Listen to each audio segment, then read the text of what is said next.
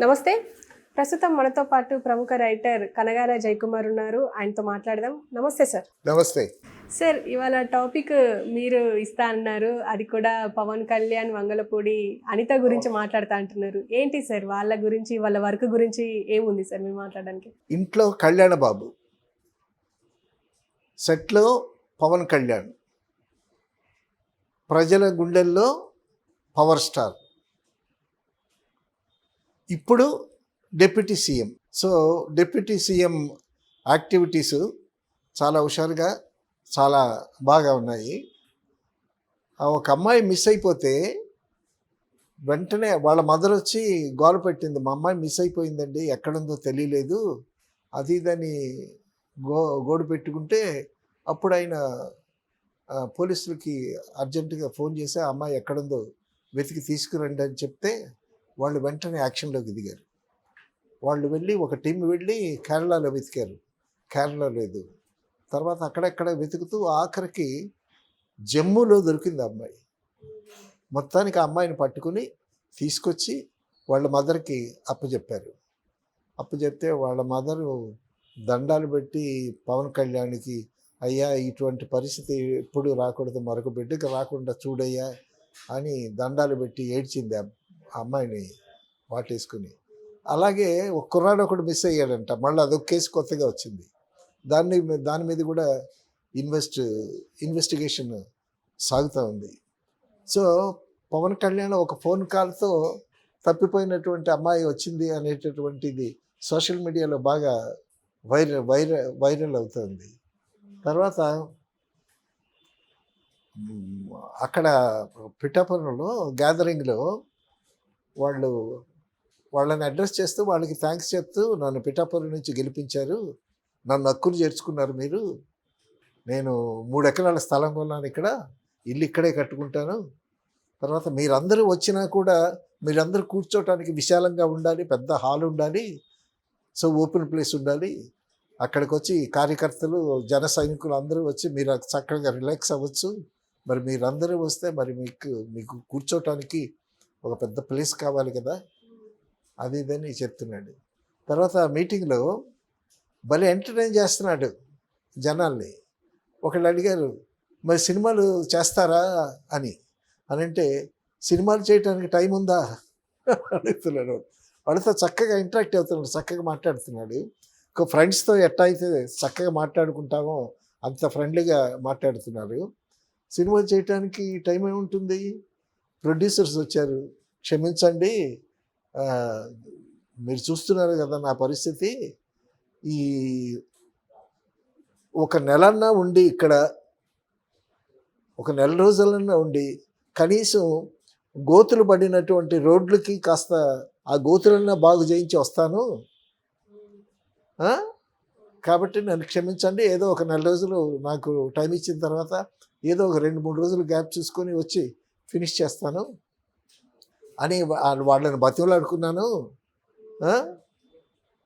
కాబట్టి తర్వాత నేను డిప్యూటీ సీఎం అయిన తర్వాత కనీసం రోడ్డు మీద గోతులు కూడా బాగు చేయకుండా నేను పెడితే మీరు నన్ను క్షమిస్తారా, అందుకైనా ఎన్నుకున్నారు మీరు అని మళ్ళీ మీరే నన్ను తిడతారు, కాబట్టి కాస్త ఆ గోతులు సరిచేసి మళ్ళీ వెళ్ళి 2-3 రోజులు గ్యాప్ చూసుకుని వెళ్ళి సినిమా ఫినిష్ చేసి వస్తాను అని అంటుంటే, సినిమా ఓజీ సినిమా గురించి చెప్పాడు ఆయన. సినిమా గురించి మాట్లాడితే ఓజీ సినిమా చూడండి బాగుంటుంది అని అన్నాడు. అది అనుకోకుండా అన్నమాట. ఇప్పుడు ఓజీ సినిమా చూడండి అని అంటే అది పబ్లిసిటీ అవుద్ది, ఓజీ సినిమాకి కలెక్షన్లు వస్తాయి. మిగతా హరిహర వీరమల్ల సినిమాలు ఉన్నాయి కదా, వాటికన్నా ఇది బెటర్గా ఉంటుందన్న ఉద్దేశమే కదా. సో ఆ విధంగా చేరినటువంటి జనాలతో చక్కగా ముచ్చట్లాడుతూ ఉన్నాడు. అది మీరు ఇక్కడే ఉంటారు కదా, ఇక పిఠాపురంలోనే ఉంటారు కదా, అది ఇదని అంటే, పిఠాపురంలో ఇల్లు కట్టుకుంటున్నాను, ఇక్కడే ఉంటాను, పిఠాపురం నన్ను హక్కును చేర్చుకుని మీరు చాలా ప్రేమగా నన్ను గెలిపించారు, కాబట్టి పిఠాపురం నాకు తల్లి లాంటిది, ఈ తల్లిని అలా వదిలేసిపోతాను అని అంటే ఈ కేరింతలు జనాలు. సో పవన్ కళ్యాణ్ అంత అభయం ఇచ్చాడు. తర్వాత మొదటే చెప్పాడు, పిఠాపురం కాన్స్టిట్యున్సీని ఒక అద్భుతమైనటువంటి నగరంగా చేయాలి అని అనుకుంటున్నాను. డెఫినెట్గా చేస్తాను. 2029 కాదు, 2028కే చేస్తాను. తర్వాత పల్లెల్లో మంచినీరు, ప్రతి పల్లెలో కూడా రక్షిత మంచినీరు ఉండేటటువంటి ప్రపోజల్ నాకుంది. అది డెఫినెట్గా చేస్తాను. 2028 కల్లా అది నేను డెఫినెట్గా చేస్తాను అని చెప్తున్నాడు. తర్వాత చాలామంది అడిగారు, మీరు హోమ్ తీసుకోలేకపోయారా, ఫినాన్స్ తీసుకోలేకపోయారా అని అడిగారు నన్ను. కానీ వాటికన్నా పంచాయతీరాజ్ ముఖ్యం. ప్రతి పల్లెలో ఒక పంచాయతీ ఉంటుంది. ఆ పంచాయతీరాజ్ కింద చేయాల్సినటువంటి కార్యక్రమాలు చాలా ఉంటాయి. ఈ విలేజెస్ అన్నీ తిరిగి వాళ్ళ కష్టసుఖాలు తెలుసుకుని, ముఖ్యంగా రక్షిత మంచినీటి పథకం అనేటటువంటిది ప్రతి విలేజ్లో కూడా ఉండేటట్టు చూద్దామనే ఉద్దేశం. అసలు పంచాయతీరాజ్ శాఖ చాలా ముఖ్యమైంది. అందుకే నేనే కోరుకున్నాను, హోమ్ శాఖను ఫినాన్స్ శాఖ ఇస్తానన్నా నాకు అక్కర్లేదని దీన్నే కోరుకున్నాను. కాబట్టి ఈ శాఖ వల్ల పల్లె ప్రజలకు మేలు జరుగుతుంది. అది ఏ కార్యక్రమం అయినా సరే 2028 కల్లా డెఫినెట్గా చేస్తాను అని ఉద్ఘాటిస్తున్నాడు. ఆయన సంకల్ప బలం చాలా గొప్పది. ఓకే. సంకల్ప బలం ఉంటే, సంకల్పం ఉండాలి, అది బలంగా ఉండాలి. బలంగా ఉండేటప్పుడు డెఫినెట్గా జరుగుద్ది. ఏ పని అయినా సంకల్ప బలం ఉంటే జరుగుద్ది.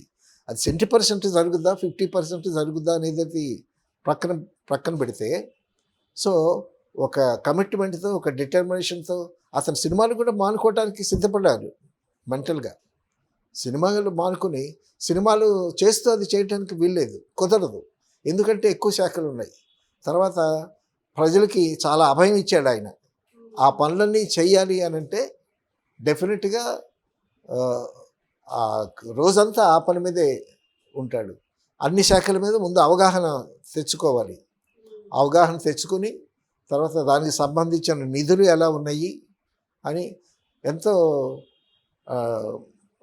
డిప్యూటీ సీఎం అయిన తర్వాత కొన్ని రోజులు అయింది కదా, వాళ్ళు వచ్చి ఈసారి ఇన్ని రోజులకి మీ జీతం 35,000 ఎంత అయింది, అది మీరు చెక్ మీద సంతకం పెట్టండి రసీదని ఏదో అడిగారట. అడిగితే అన్ని ఎక్కడ నిధులు చూస్తే ఎక్కడ లేవు, అన్నీ ఎంటీ స్టమక్లో ఉన్నాయి. సో కాబట్టి తీసుకోనని అన్నట్టు విన్నాను నేను. సో తర్వాత ఇప్పుడు నేను ఆ డబ్బులు తీసుకున్నాను అనుకో, ఆ తీసుకునే డబ్బుల వల్ల నాకు డబ్బులు ఇబ్బంది లేదు, భగవంతుడు నాకు ఇచ్చాడు. సో ఆ 35,000 ఒక ఫ్యామిలీకి, ఒక 2 ఫ్యామిలీకి ఉపాధిగా సరిపోతుంది అది అని తన ఔదార్యాన్ని చాటుకున్నాడు. ఉదారంగా చెప్పటం అని కాదు, చాలా సిన్సియర్గానే చెప్పాడు. సో ఒక 10,000 ఉంటే ఒక చిన్న కుటుంబం వెళ్ళిపోతుంది. సో అటువంటి ఆర్థిక మాంద్యంలో ఉన్నాం మనం. కాబట్టి ఆర్థికంగా కూడా మనం ఎదగాలి. తర్వాత దానికోసం కార్యకర్తలు వీళ్ళందరూ కూడా సహకరించాలి. అది ఇదని వాళ్ళతో ఇంటరాక్షన్ చాలా చక్కగా మాట్లాడుతున్నాడు. కానీ ఇక్కడ విమర్శ ఏంటంటే, ఏ ఎమ్మెల్యే కానీ ఏ ఎంపీ కానీ వాళ్ళ శాలరీ మీద డిపెండ్ అయి ఉంటున్నారు, అంటే ఇల్లీగల్గా బాగానే సంపాదిస్తున్నారు కదా అని అంటున్నారు. మేబీ ఫ్యూచర్లో పవన్ కళ్యాణ్ ఇప్పుడు ఇంతేనేమో, అందుకే శాలరీ ఇచ్చేస్తున్నా అని చెప్పేసి షో ఆఫ్ చేస్తున్నారు అని చెప్పేసి ఆయన వ్యతిరేకులు అంటున్నారు. మీరేమంటారు? వ్యతిరేకులు అంటున్నారు కదా, వ్యతిరేకులు వ్యతిరేకంగానే మాట్లాడతారు. నువ్వే అన్నావు కదా వ్యతిరేకులని. తర్వాత మరొక రూమర్ కూడా వచ్చింది, చంద్రబాబు నాయుడు డబ్బులు తీసుకుని మంత్రి పదవులు ఇచ్చాడని. నాతో ఒక ఆయన అంటే, అరే చంద్రబాబు కాస్త తనే స్టేట్మెంట్ ఇచ్చాడు, నేను మారిన మనిషిని చూస్తారు నాలో అని అన్నాడు. సో పవన్ కళ్యాణ్ సిన్సియర్గా ఉన్నాడు, లోకేష్ సిన్సియర్గా పనిచేస్తున్నారు. ఇప్పుడు వచ్చినటువంటి మంత్రివర్గంలో చాలామంది చాలా హుషారుగా సిన్సియర్గా పనిచేస్తున్నారు. మరి చంద్రబాబు నాయుడు డబ్బులు తీసుకుని మంత్రుల్ని మంత్రి శాఖలు ఇచ్చాడని అంటాం ఏంటంటే, అవునండి పార్టీకి ఫండ్స్ కావాలి కదా అని అంటున్నాడు ఆయన. సో ఇటువంటి విమర్శలు ఎప్పుడు ఉంటాయమ్మా. ఇప్పుడు ఎలా ఉంటుందంటే, లంచాలు తీసుకున్నా విమర్శలు ఉంటాయి, తీసుకోకపోయినా విమర్శలు ఉంటాయి. ఎందుకంటే రెండు వర్గాలు, రెండు పార్టీలు కదా. కాబట్టి we will wait and see. ఎందుకంటే చాలా చక్కగా మంత్రులు కానీ, తర్వాత అనిత, వంగపూడి అనిత, ఆవిడ కూడా చాలా స్ట్రిక్ట్గా ఉంది. అసలు ఒక ఆఫీస్కి వెళితే ఎంఆర్ఓ ఏడి, ఎక్కడున్నాడు, ఎంఆర్ఓని పిలవండి, వాట్ ఈజ్ డూయింగ్ అని ఫైర్ అయ్యింది. తర్వాత మళ్ళా కొంతమంది లేడీస్ ఏదో కంప్లైంట్ ఇస్తే ఇళ్ళ మధ్యన కానీ, లేకపోతే స్కూల్స్ దగ్గర కానీ, నల్లి ఎక్కడన్నా కానీ వైన్ షాప్ ఏదన్నా ఉంటే నాతో చెప్పండి, ఒక చీటీ రాసి పంపించండి, వెంటనే ఆ వైన్ షాప్ లేపేస్తాను అని చాలా స్ట్రిక్ట్గా ఉంది. ఆవిడ అసలు అందరికన్నా ముందుగా ఆవిడ చాలా ఫైర్ బ్రాండ్, చాలా నిజాయితీ పొర్రాలు. సో ఆ నిజాయితీ కనిపిస్తుంది. నాదెండ్ల ఆయన కానీ, పవన్ కళ్యాణ్ కానీ, లోకేష్ కానీ, మిగతా కొంత మంత్రులు కూడా చాలా నిజాయితీగా పనిచేద్దామని కంకణం కట్టుకున్నారు. సో అవి ఆ ఫలాలు ఉంటాయి. ఇప్పుడే కదా మంత్రివర్గం ఏర్పడింది. సో ఎవరెవరి శాఖలు ఆ శాఖల మీద వాళ్ళు అవగాహన చేసుకుని, సో ఆ ఫండ్స్ గుండ్స్ ఎలా ఉన్నాయో చూసుకొని, తర్వాత నెలకి 6,000 కోట్లు మోడీ ఇస్తున్నాడంట చంద్రబాబు నాయుడికి. నెలకి 6,000 కోట్లు పంపిస్తున్నాడు. ఆ డబ్బుతోనే కార్యక్రమాలు నడిపిస్తున్నాడు చంద్రబాబు నాయుడు గారు. కాబట్టి తర్వాత పోలవరం ప్రాజెక్టులు కూడా నిపుణులు వచ్చారు, చూశారు. వాళ్ళు నివేదిక ఇచ్చిన తర్వాత ఆ నివేదికను బట్టి వీళ్ళు సెంట్రల్ గవర్నమెంట్ దగ్గర, మోడీ దగ్గరికి వెళ్ళి ఆ నివేదిక ఆయనకు చూపించి ఇంత కావాలి అది ఇది అని చెప్పి ఆయన దగ్గర నుంచి ఫండ్స్ తీసుకుని వస్తారు. తర్వాత పవన్ కళ్యాణ్ ప్రజలతో ఇంటరాక్షన్లో, నేను మా అన్నయ్యతో విభేదించాను, నా కుటుంబ సభ్యులంతా నా కాళ్ళకు అడ్డం పడ్డారు, నేను ఎప్పుడు అసలు రాజకీయాల్లోకి రావాల్సింది, మా అన్నయ్య ఏమో కూతుర్ని అక్కడ ఇచ్చాను, వాళ్ళు ఏమనొద్దు అని అన్నాడు, మా అన్నయ్య కాంగ్రెస్ నుంచి నేను విభేదించి ఆయనతో బయటకు వచ్చాను, నా కాళ్ళకి బంధాలు వేశారు వాళ్ళు, ఆ బంధాలన్నీ తెంపుకుని నేను బయటకు వచ్చాను. సో ఇవన్నీ లోపాయికారి విషయాలు నేను ఎవరితో చెప్పుకోగలను అని అందరితో చెప్పుకున్నాడు. సో హీఈస్ ఓపెన్, ప్రతిదీ చక్కగా ఓపెన్గా చెప్తున్నాడు. లేకపోతే ఆ ఓజీ బాగుంటుందని ఒక సినిమా గురించి చెప్తాడా? So that is feeling. He speaks what he feels. తను అనుకున్నదే చాలా ఫ్రాంక్గా మాట్లాడుతున్నాడు. పిఠాపురంలోనే ఉంటాను, మిమ్మల్ని వదిలిపెట్టి పోను, నాకు పిఠాపురం తల్లి లాంటిది, మీరందరూ నన్ను ప్రేమించారు. ప్రేమ కావాలి మనిషికి, అంతేగాని డబ్బు దశకం అది ఎన్నాళ్ళు ఉంటుంది, వాళ్ళు ఉంటుంది పోతుంది. మీరు ఇచ్చినటువంటి ప్రేమ అది ఇదానంటే వాళ్ళు జనాలు కేరింతలు. ఐ లవ్ యూ అంటే అమ్మాయి ఎలాగ మురిసిపోద్దో, అంటే ప్రేమిస్తే మురిసిపోద్ది, లేకపోతే చెప్పు తీసుకుంటుంది, అది వేరే విషయం అనుకో. సో అంత చక్కగా జనాలు వాళ్ళ హర్షాతిరేకాలు చెప్తా ఉన్నారు. సో పవన్ కళ్యాణ్ ఇప్పుడు చూస్తూ ఉంటే ఇంకా దీక్ష అవ్వలేనట్టుంది. అదే డ్రెస్లో ఉన్నాడు, ఆ డ్రెస్లోనే ఉన్నాడు. మాట్లాడుతూ కండవ సర్దుకుంటున్నాడు. తర్వాత పక్కనే వర్మగారు ఉన్నారు. తర్వాత వర్మగారిని పక్కన పెట్టి వర్మగారు చాలా మంచి మాట అన్నారు. వాళ్ళేమో అసెంబ్లీ గేటు దగ్గర కూడా రావు నువ్వు అని అన్నారు వాళ్ళు. అప్పుడు వర్మగారు ఏమన్నారంటే, గేటు రావటం కాదు, గేటు తోసుకొని రావటం కాదు, గేటు తన్నుకుని వచ్చాడు అని అన్నాడు వర్మగారు. సో వాళ్ళిద్దరికీ బాండేజ్ భలే కుదిరింది. ముందైతే ఆ సీట్ ఇవ్వమంటే ఈయన ఇబ్బంది పడ్డాడు వర్మగారు. తర్వాత పవన్ కళ్యాణ్తో అండర్స్టాండింగ్స్ కుదిరిన తర్వాత చాలా పవన్ కళ్యాణ్ అంటే చాలా ప్రేమ ఏర్పడింది. వర్మగారికి కూడా చాలా, వర్మ అంటే ఈయనకు కూడా మంచి అభిమానం ఏర్పడింది. సో వర్మగారికి ఒక మంచి సముచిత స్థానం కల్పిస్తారు. రైట్. తర్వాత ఆ, మరొకటి అనౌన్స్ చేశాడు పవన్ కళ్యాణ్. పవన్ యువ వికాసం, ఓకే.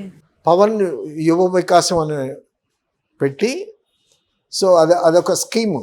ఆ స్కీమ్ కింద యువతకి మంచి స్కిల్స్ డెవలప్ చేసేటటువంటి, ఆ స్కిల్స్ ద్వారా వాళ్ళకి ఉపాధి కల్పించేటటువంటి ఒక ఒక పథకాన్ని తయారు చేశాడు. సో ఆ పథకాన్ని మోడీతో చెప్పి దానికి కావాల్సినటువంటి ఫండ్స్ అవన్నీ కలెక్ట్ చేసి దాన్ని నిర్మిస్తాడు. ఇంతవరకు చీఫ్ మినిస్టర్స్ మీద ప్రైమ్ మినిస్టర్స్ పేర్లతో వచ్చే పథకాలు ఇప్పుడు ఇతని పేరుతో పెట్టాడు, పవన్ యువ వికాసం. అంటే యువకులకి మంచి ట్రైనింగ్ ఇచ్చి స్కిల్స్ డెవలప్ చేసి వాళ్ళకి భృతి కల్పించడం కోసం. అది చూడాలి అది ఎంతవరకు మరి అమలవుతుంది. డెఫినెట్గా అమలవుతుంది. మోడీ బాగా వాటేసుకుంటున్నాడు ఆ పవన్ కళ్యాణ్ని. కాబట్టి ఆ పవన్ యువ వికాస్ అనేటటువంటి కార్యక్రమం ఒకటి చేపట్టబోతున్నాను అని అనౌన్స్ చేశాడు. అది కొంచెం ఆవేశపరుడు కదా పవన్ కళ్యాణ్. కాబట్టి ఏంటంటే కొన్ని అభిప్రాయాలు చెప్పేస్తున్నాడు, ఓపెన్గా చెప్పేస్తున్నాడు. మరి దానికి చంద్రబాబు నాయుడు గారు కూడా ఓకే అనాలి, ఎందుకంటే సీఎం ఆయన కదా, ఈయన డిప్యూటీ సీఎం. సో మరి చంద్రబాబు నాయుడు గారు ఆయనతో చెప్పాడో లేదో కానీ మొత్తానికి పబ్లిక్తో అనౌన్స్ చేశాడు. చంద్రబాబు నాయుడుతో చెప్పి ఉంటాడని నేను అనుకోలేదు. ఒక మంచి ఇన్స్పిరేషన్తో ఆ ప్రజలకి చెప్పేశాడు. అసలు జనసేన నాయకుడు లేని ఊరుంటుందేమో కానీ జన సైనికులు లేని ఊరంటూ ఉండదన్నాడు. ప్రతి ఊర్లోనూ జన సైనికులు ఉన్నారు, అంటే ప్రతి ఊరు పార్టీని ఆదరిస్తుంది అన్నటువంటి ఉద్దేశంతో మాట్లాడాడు. సో వాళ్ళందరికీ విన్నవాళ్ళందరికీ వైరల్ అవుతుంది. ఇతను చెప్పినటువంటి స్టేట్మెంట్స్ కూడా బాగా సోషల్ మీడియాలో వైరల్ అవుతున్నాయి, చూసి కూడా చాలామంది ఆనందిస్తున్నారు. సో మనకు మంచి రోజులు వచ్చాయి. ఎందుకంటే 5 ఇయర్స్ నానా తిప్పలు అనుభవించారు కదా. కాబట్టి ఈ 5 ఇయర్స్ కొత్త ప్రభుత్వం వచ్చింది, మంచి హుషారుగా యువరక్తం వచ్చింది, చాలా మంచి జరుగుతుంది. ఇది కొంతమంది అయితే పోలవరం 2 సంవత్సరాల్లో తయారైపోద్ది, తర్వాత స్వర్గధామంలాగా ఉంటుంది, తర్వాత గుంటూరు, విజయవాడ, మంగళగిరి, తెనాలి ఇదంతా కలిసిపోయి హైదరాబాద్ కన్నా ఒక మంచి పట్టణం అవుతుంది అనేటటువంటి మాటలు చెప్పుకుంటూ చాలా ఉత్సాహంగా ఉన్నారు ప్రజలు, యువత అందరూ కూడా. కానీ ఇంత అగ్రెసివ్గా ఇప్పుడు వెళ్తున్నారు పవన్ కళ్యాణ్ కానీ, వంగలపూడి అనిత కానీ, మనోహర్ కానీ. కానీ ఏంటంటే మొదట్లోనే ఇలా జరుగుతుంది, తర్వాత అంటే సపోర్ట్ చేయరు అని చెప్పేసి అంటారు. అనేవాళ్ళు ఉంటారు. ఒక డాక్టర్ గారు అన్నాడు, కొత్త బిచ్చిగాళ్ళ ప్రభుత్వంలా ఉంది అని అన్నాడు. విమర్శలు ఉంటాయి, ప్రతిదానికి పాజిటివ్ నెగిటివ్ రెండు ఉంటాయి. So we have to wait and see. కొత్తగా ఉత్సాహంగా పనిచేస్తున్నారు, సెంట్రల్ గవర్నమెంట్ సపోర్ట్ ఉంది వీళ్ళకి, వాళ్ళకి కావాల్సినటువంటి ఫండ్స్ రప్పించుకుంటారు.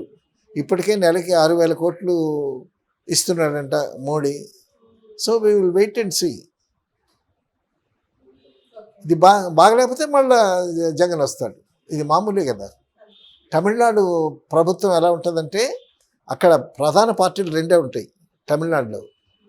ఒక 5 ఇయర్స్ ఒకడు ఏలితే రెండో వాళ్ళకి ఛాన్స్ ఇస్తారు, ప్రతి సంవత్సరం మారుతూ ఉంటుంది.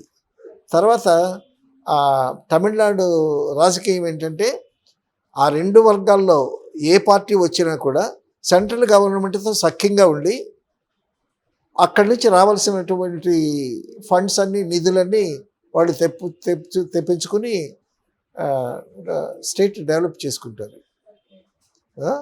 సో ఆ సఖ్యత మనకి ఇప్పుడు చాలా బాగుంది. ఒకప్పుడు చంద్రబాబు నాయుడు గారు బీజేపీని